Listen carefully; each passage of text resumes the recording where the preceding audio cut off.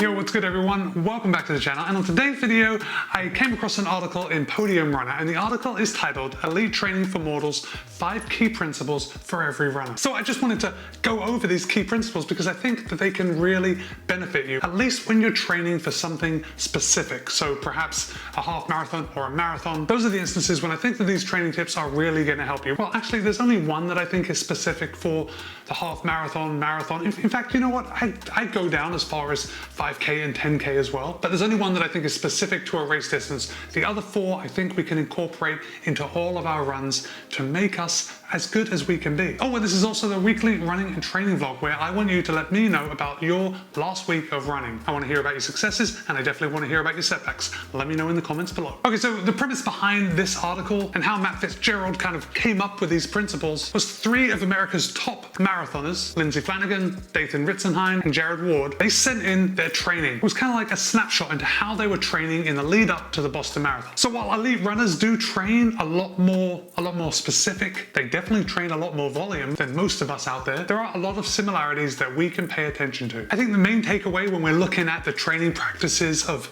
top marathoners, of top runners, is that these guys have a different motivation to you and I when we're just going out training for a local race. These people get paid to be the best that they can be. So obviously they are going to pay very close attention to the science, the history of all the best training practices that we've learned as humanity throughout the course of running history. Now, you and I, and when I say you and I, I'm referring to me, sometimes we get away from these best practices because sometimes it's just easier to not follow the best practices. Sometimes it's easy to just take the easy way out. But if you want to be the best, then these 5 practices that are practiced by top marathoners, these are probably going to help you. And the first one is, you guessed it, I know that this is going to come as no surprise to you, but the first one is lots of really easy running. And my friends, you've heard it before, and I am going to tell you again, the majority of your runs should be at a very easy pace. Well, what is an easy pace? Well, it's a conversational pace. It's a pace that corresponds below your ventilatory threshold. And basically the ventilatory threshold is when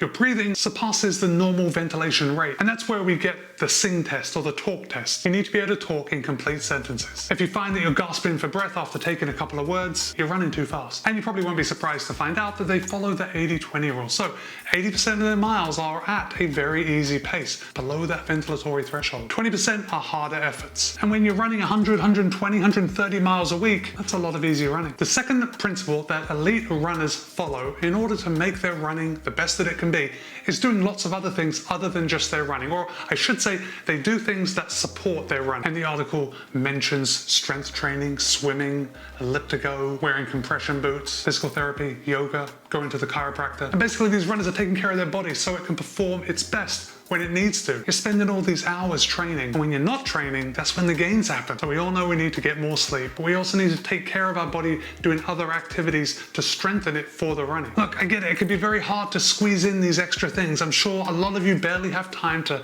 squeeze in the runs that you want to do. But my friends, I'm telling you, just doing a couple of those things, a couple extra activities to support your running will make you a better runner. Maybe that's even taking a day off from running and doing a different activity to give yourself a little more recovery. So the third principle of these top marathoners is going by feel. Now that isn't just going out without a watch and running by feel, that's understanding how your body is feeling based on the activity that you're doing, running. So some of you may have a running journal, some of you may use Strava.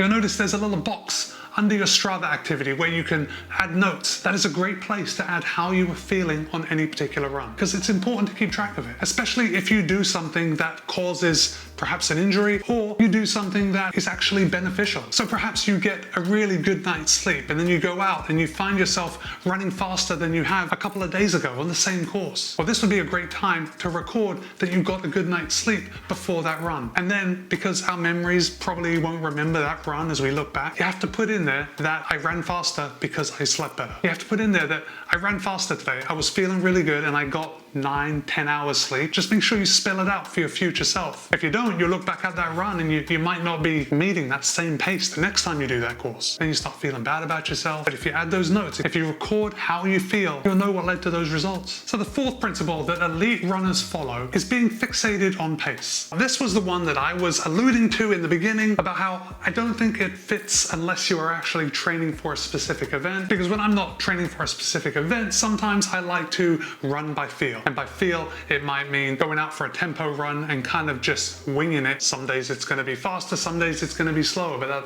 also depends on weather, it depends on sleep again. But elite runners, when they are looking for a specific time, it's very important that they drill down into that time so they are training adequately to perform to the best of their ability and run the time that their goal is. So elite runners, they're in a constant battle to reach the outer limits of their performance. And you better believe they're being dialed in on the pace. And the effort that that pace feels like allows them to incrementally get closer to those outer limits of their performance. So guys, if you want to run a 5K in, I don't know, let's say 20 minutes, you're going to have to run a little faster than that 5K pace during your intervals. You're going to have to run some race-specific workouts. And if you're not focused on pace, well, you're going to be training at the wrong pace, and then race day is going to come. You're not going to know what that pace feels like, and you're probably not going to hit your goal. The fifth elite principle that elite runners follow to be their best is continuous evolution. And this by far is my favorite principle. And I think it's something we all have to acknowledge because we have to be ready to evolve. As I hate to tell you, but we may not run as well 5 years from now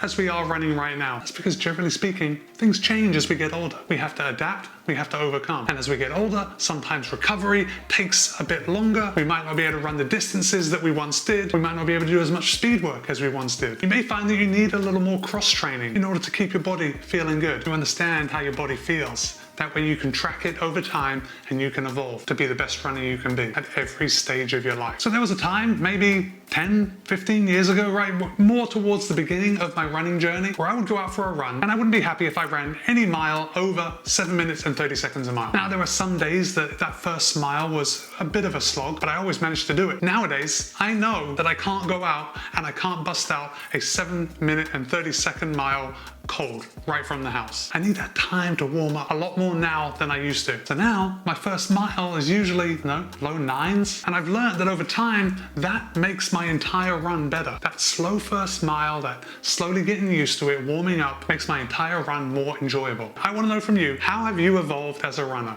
What have you done in the past and how has it changed to what you do right now? Let me know in the comments. Well guys, I had a great week of running. I mean it.